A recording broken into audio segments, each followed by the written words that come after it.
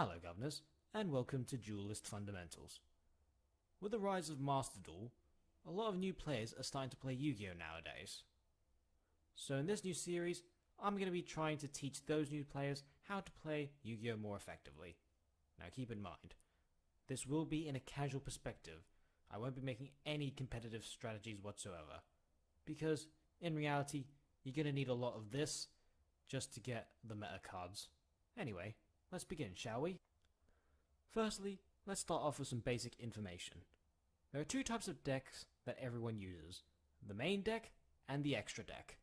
The main deck is where all your main cards are going to be, the ones that you'll use throughout most of the duel.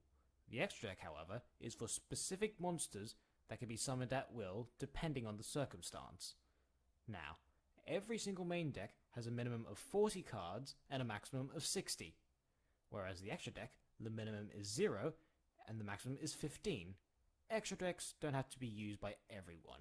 It's a personal preference, but most people use it anyway.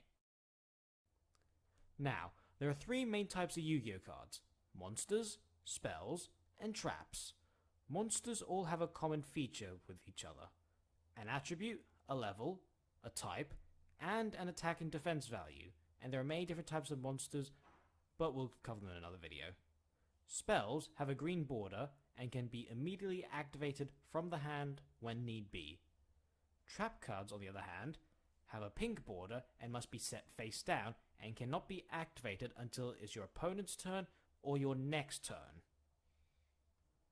In Yu-Gi-Oh, we have something called the ban list, which restricts certain cards from being played due to them being too powerful.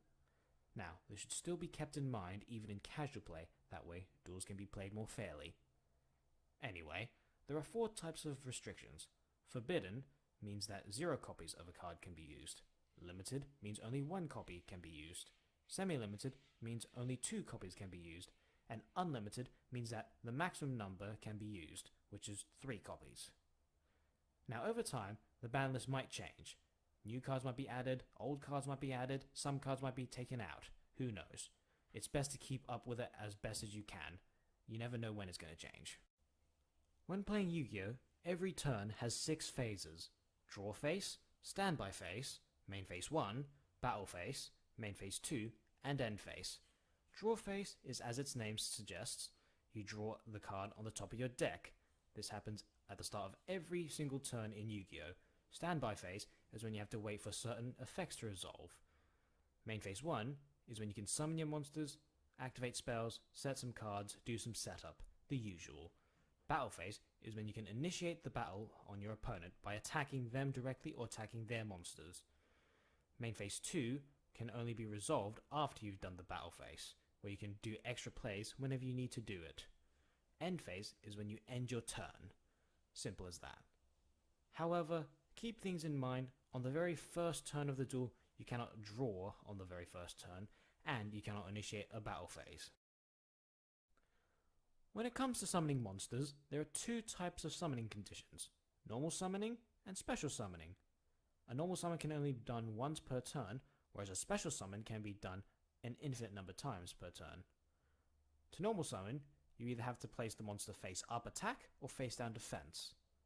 Now, not all of them are treated equally. Monsters with level 1 through 4 can be normal summoned normally, but any level higher requires tributes. To tribute a monster, either take a face-up monster or a face-down monster and send it to the graveyard as a tribute cost. Monsters level 5 or 6 require 1 tribute, any higher requires 2. However, there are some examples in which they need 3 tributes, like Slifer the Sky Dragon. Special summoning, however, is an interesting case, as there are many ways of special summoning, either from your hand, from the deck, from the graveyard, or from the extra deck. Many different types. And certain special summons can be named specifically, like fusions, synchros, etc. And when you special summon a monster, it can be either face-up attack or defense position. Also, there are some restrictions depending on how you can special summon certain monsters, so that's one thing to keep in mind. Thank you for watching, everyone. I hope you all enjoyed it. Stay tuned for the next episode, and I will see you next time. Cheerio, everyone.